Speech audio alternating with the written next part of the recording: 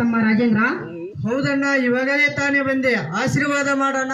ನನ್ನ ಆಶೀರ್ವಾದ ನಿನಗೆ ಯಾವತ್ತಿಗಿರುತ್ತಪ್ಪ. ಆ ಪತ್ರಿ ಬಸವೇಶ್ವರ ಆಶೀರ್ವಾದ ಪಡ್ಕೊ.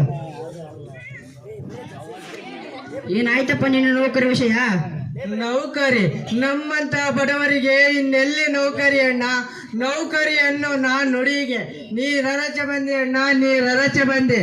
ತಮ್ಮ ಸಹೋದರ ರಾಜೇಂದ್ರ, ಅದೇನಾಯ್ತು ಅಂತ ಸ್ವಲ್ಪ ತಿಳಿಸಿ ಹೇಳಪ್ಪ.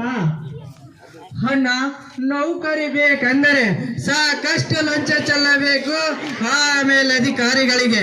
ಅದಕ್ಕಾಗಿ ನೌಕರಿ ಬೇಡ ಎಂದು ನಿರ್ಧರಿಸಿ ಬಂದೆ ಅಣ್ಣ, ನಿರ್ಧರಿಸಿ ಬಂದೆ.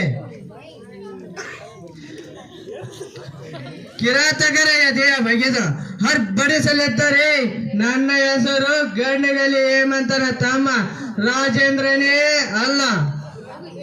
ಎಂತ ತಪ್ಪು ಮಾಡಿಬಿಟ್ಟಿಯಪ್ಪ ರಾಜೇಂದ್ರ, ಎಂತ ತಪ್ಪು ಕೆಲಸ ಮಾಡಿಬಿಟ್ಟಿಯಪ್ಪ ರಾಜೇಂದ್ರ. ನಮ್ಮ ತಮ್ಮ ಒಂದು ಪೊಲೀಸು, ಒಂದು ಡಾಕ್ಟರು, ಒಂದು ಲಾಯರು, ಒಂದು ದೊಡ್ಡ ಅಧಿಕಾರಿ ಆಗ್ತಾನಂತ ಕನಸು ಕಟ್ಟಿದ್ದೆ. ಈ ನಿಮ್ಮ ಅಣ್ಣನ ಕನಸುಗಳೆಲ್ಲ ಸುಳ್ಳು ಮಾಡಿಬಿಟ್ಟಿಯಪ್ಪ. ಅಣ್ಣ, ಒಂದು ಪೊಲೀಸ್ ಆದರೆ 4 ಜನ ಕಳ್ಳರಿಗೆ ಶಿಕ್ಷೆ ಕೊಡಬಹುದು. ಅದೇ ಒಂದು ಲಾಯರ್ ಆದರೆ 4 ಜನಕ್ಕೆ ನ್ಯಾಯ ಕೊಡಿಸಬಹುದು.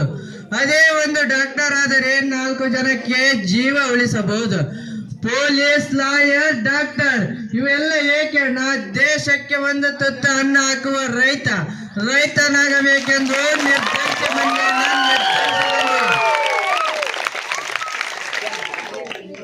ಅದೇನು ಹೇಳಿದ್ದಪ್ಪ? ಬಸವೇಶ್ವರ ಜಾತ್ರೆಯಲ್ಲಿ 2 ಜೋಡಿ ಎತ್ತುಗಳಿದ್ದವು. ವಿಷಕಂಠ ಮತ್ತು ನರನಾಗ ಕೊಲೆ ಮಾಡಿದರಪ್ಪ, ಕೊಲೆ ಮಾಡಿದರು.